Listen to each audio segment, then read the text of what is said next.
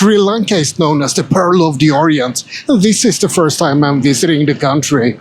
It's not as famous as a tourist destination as, for example, Thailand or Vietnam, and it offers a bit of a different experience. Thailand gets lots of visitors, and many of the popular spots are completely overexploited. Vietnam is cheaper and attracts tourists that want to see more nature and maybe have a bit of a rougher backpacker experience. Sri Lanka isn't really like either of those places. Another nickname for Sri Lanka is the teardrop of India, which makes perfect sense because it's located just below India and it's roughly in the shape of a teardrop. It's also closer to India from a cultural perspective. People say that Sri Lanka is an India-light experience. It's more stressful than Southeast Asia, but it's more relaxed than India. If you want to have a completely relaxing vacation and easy access to transportation and, well, everything else, then maybe Sri Lanka isn't the best option for you. But if you want to have a more rugged experience in a country filled with absolutely gorgeous sights, then maybe Sri Lanka is the perfect place for you.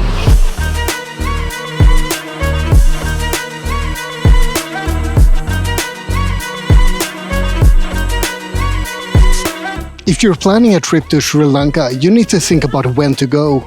There are two monsoon seasons in the country, the Maha between October and January, and the Yala between May and August. And since I'm a moron, I decided to go to Sri Lanka during the Maha monsoon season. Actually, it's not as bad as it sounds. The Maha mostly hits the northern parts of the island, and the Yala mostly the south. So I'm traveling here in December, but I'm mostly sticking to the central and the southern parts of the island. And hopefully I won't hit too much of the monsoon on the way. You might think that you get cheaper tickets if you travel during the monsoon season, and that might be true during certain months. But December is of course expensive either way because of all the Western tourists who have time off during Christmas. It's still not expensive compared to visiting Western countries, or for example Switzerland or Norway. But you might still want to keep that in mind when planning a trip. People say that the absolutely best time to visit Sri Lanka is between January and April, so if you're flexible with your travel plans, that's something you might want to aim for.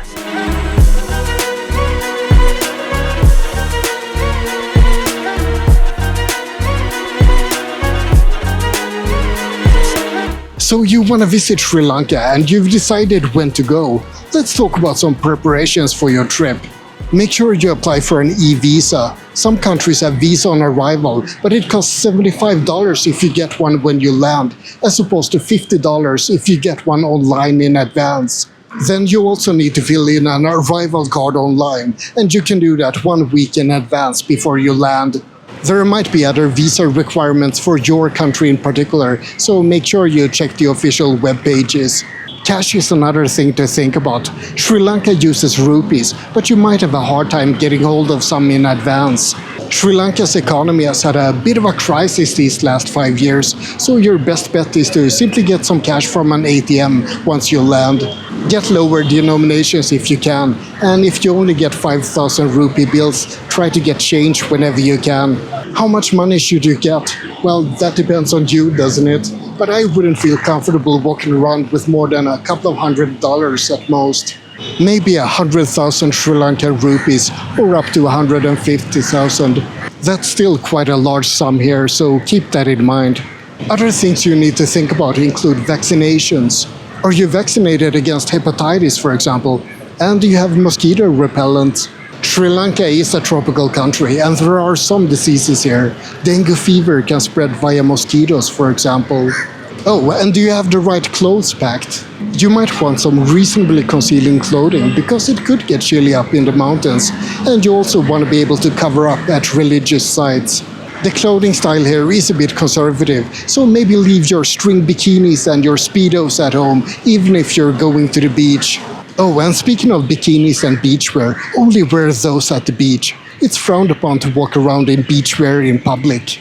I have a more relaxed attitude towards showing skin myself, but we are guests in a different country, so we should try to behave properly.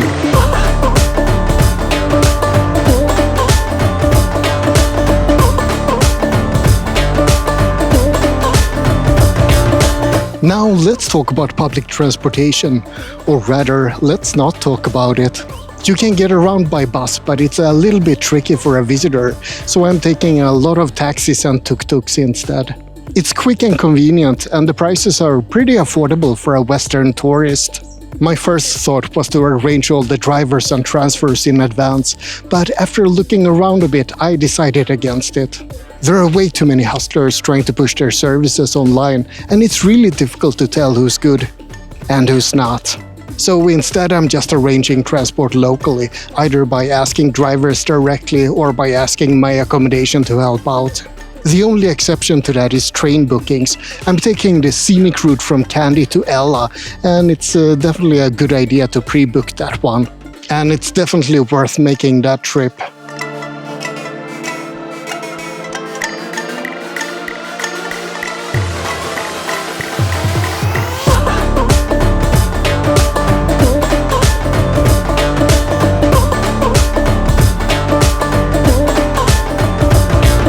The main line is a major railway line between Colombo and Dambulla, and the route between Kandy and Ella is just a small part of it. But it's one of the most scenic routes. It passes through amazing landscapes over magnificent bridges, and you can see mountains and forests and tea plantations along the way. It's also a very popular train ride, so make sure you book your tickets as soon as possible. You can only book them 1 month in advance though, so as soon as you know when you'll be traveling, be on that website like a hawk. It might be difficult to decide which ticket to get. There's a first-class observation ticket, for example, and a first-class air-conditioned ticket. People say that those aren't the best tickets though, because you can't hang out the train door, which is one of the best things with this ride. If you want to be able to do that, you need to book a second or third-class ticket instead. If you're going with second class, skip the unreserved tickets and go for a reserved one instead. There's less of a crowd and it's a better experience. For some young backpackers, a third class might be a preferred experience, but I'll stick to my reserved second class seats, thank you very much. Either way you choose to travel, make sure you enjoy the magnificent views along the way. When preparing for the train trip, make sure you stock up on water and some snacks. Even though I hear that you can buy things along the way, make sure that you have small bills if you want to buy something from the sellers along the way. Also, you might want to pack some toilet paper and maybe soap as well. There are toilets on the train, but well, there's no paper.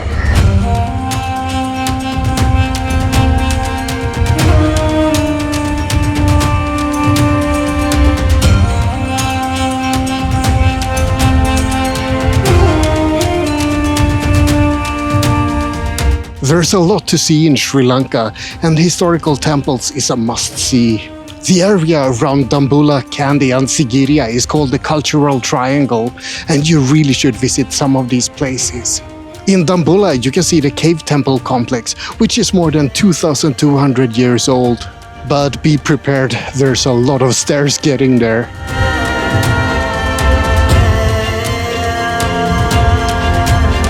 You know the drill, you shouldn't feed wild animals, but I think these monkeys are pretty used to it. And while you're at the cave temple, don't forget to check out the golden temple that's nearby.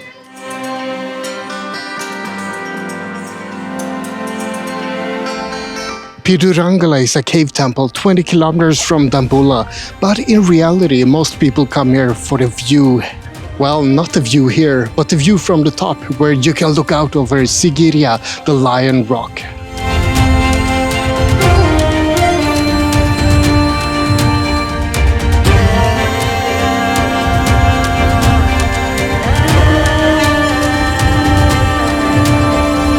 Sigiriya is a famous fortress on top of Lion Rock, and it used to be the capital of Sri Lanka in the 400s AD. Sri Lanka has a long and fascinating history in general. It used to be known as Ceylon up until 1972, and it's been occupied by the Portuguese, the British and the Dutch. But it also had an interesting period between 1594 and 1815, when it was called the Kingdom of Kandy. I can barely say that with a straight face, but the Kingdom of Kandy didn't actually export any candy. They imported sugar instead and exported spices. Before that, there was a long history of Sri Lankan independence and of the island being broken up into different kingdoms and territories. Since it's so close to India, there was also a lot of occupations by different rulers from the mainland.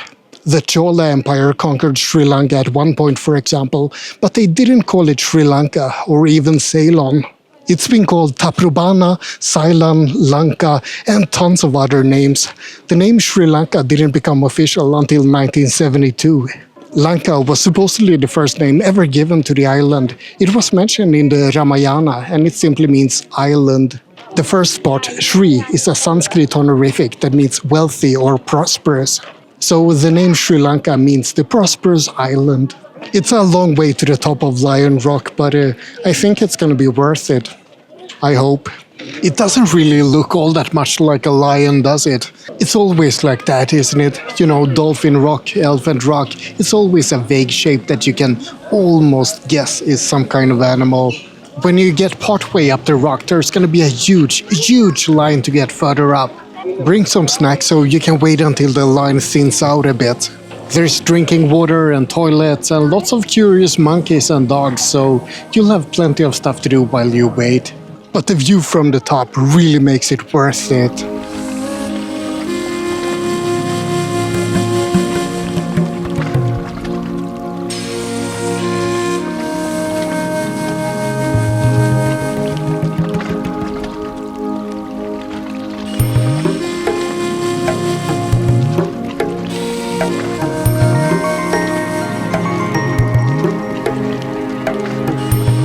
There's of course a lot more to see in Sri Lanka. In Kandy, you can see the Temple of the Tooth relic, for example, which houses a relic of one of Buddha's teeth.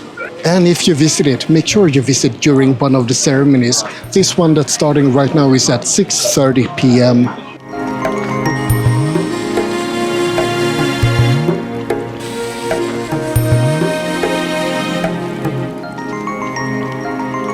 You can also see tea plantations, mountains, jungles, beaches, and a lot more in Sri Lanka. It really has a bit of everything.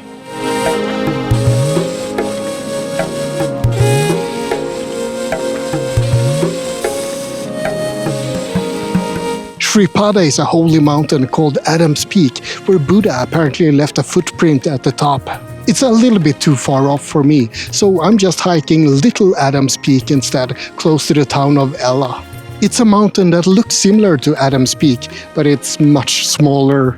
It's still a lovely hike to do if you're in Ella, so don't miss it.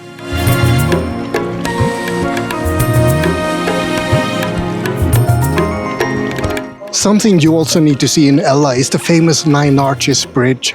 It's an absolutely spectacular bridge that looks like something straight out of Harry Potter. There are many different viewpoints, from the north, from the south, and of course on the bridge itself. I opted for the muddiest and the slipperiest path from the south.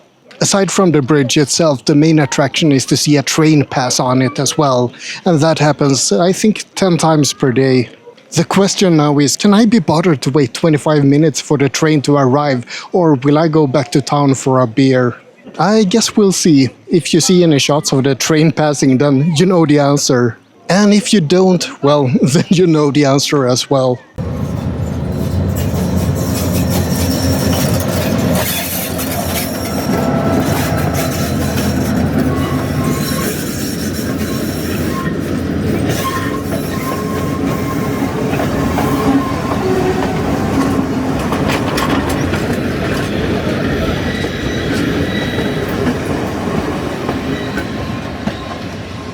Sri Lanka might not be a huge island, but it still has a lot of national parks.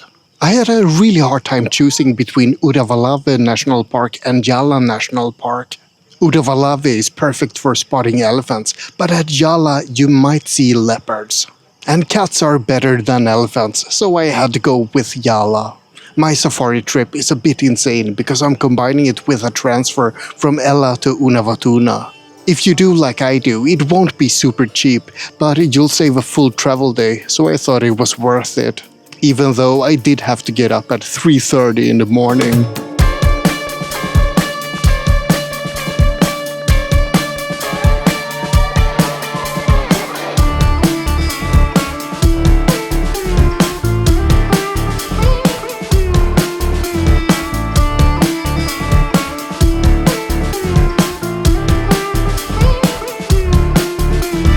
The The name Sri Lanka might mean the prosperous island, but there's been a lot of economic trouble in the country. I think I'm gonna talk more about the economy in a separate video and also about the cost of various things in Sri Lanka. But in short, this means that Sri Lanka is more expensive now than just 5 years ago. It's still not expensive for a Western tourist, so don't let that frighten you off, but the inflation has been pretty insane. As a consequence of that, people are really happy to get hold of, for example, American dollars, and you can't buy the Sri Lankan rupee in advance abroad. Oh, and you shouldn't bring rupees outside of the country either. But anyway, that's not a problem. Just take out rupees from an ATM when you land here. Another thing you want to keep in mind is the tipping culture in Sri Lanka. 10% on all services is pretty much standard, which is something we Swedes really have to remember because we never tip at home. Those 10% could be included in the price at touristy places, so check the fine print in the menu. But yeah, I'll talk more about the cost of things in a separate video. If you're visiting Galle, you of course need to check out the old Dutch fort. Galle Fort isn't just a fortification itself, it's a complete town inside the town. There's a lot to see here. The winding streets, the old architecture, and the touristy shops selling overpriced stuff. Galle Lighthouse is listed as one of those things that you simply have to see, but yeah, it's just a lighthouse. It's nice, but it's a lighthouse. I just saw a man casually stroking his snake in public.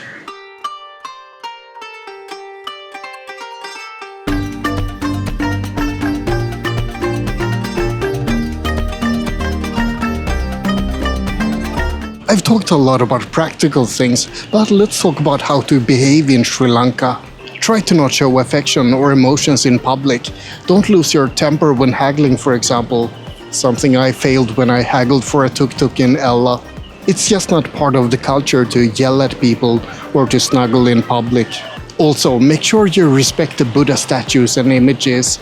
Don't stand with your back against a statue, for example. That's disrespectful. So no selfies with the Buddha, please. You should also ask for permission before taking photos of people. Sri Lankans can be a bit cautious about that. That's something that I'm unfortunately failing at sometimes, especially when filming street views. When you're eating, make sure you use your right hand, because the left hand is used for other things. And as for food in general, don't expect a super interesting food scene. It's not exactly a foodie destination. Oh, and of course, don't drink the tap water. I'm brushing my teeth in it, and some people say that even that is questionable. Better stick to beer.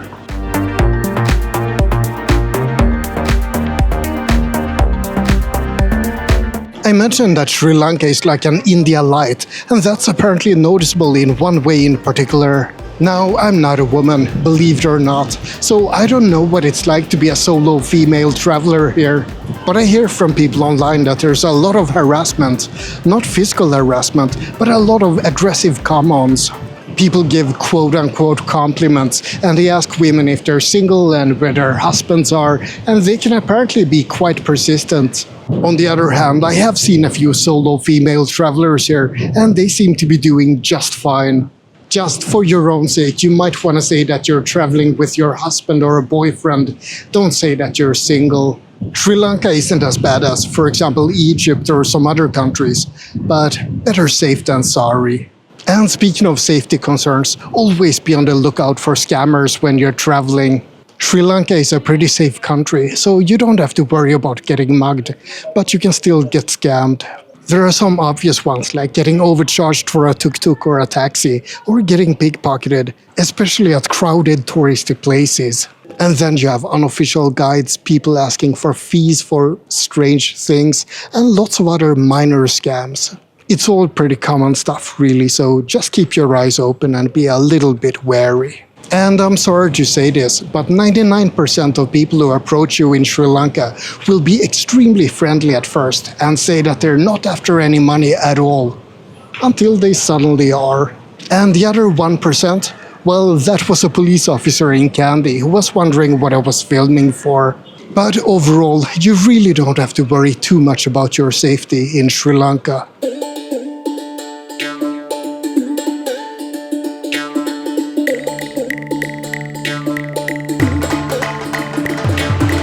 I haven't seen all of Sri Lanka. On this trip I've seen Dambulla, Kandy, the train from Kandy to Yala, Yala National Park, Unawatuna, Galle, and now Colombo.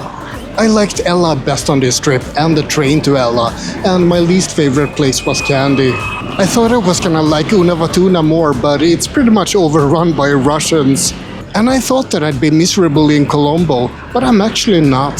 It's big and loud and noisy, a bit like me in other words, but I like it.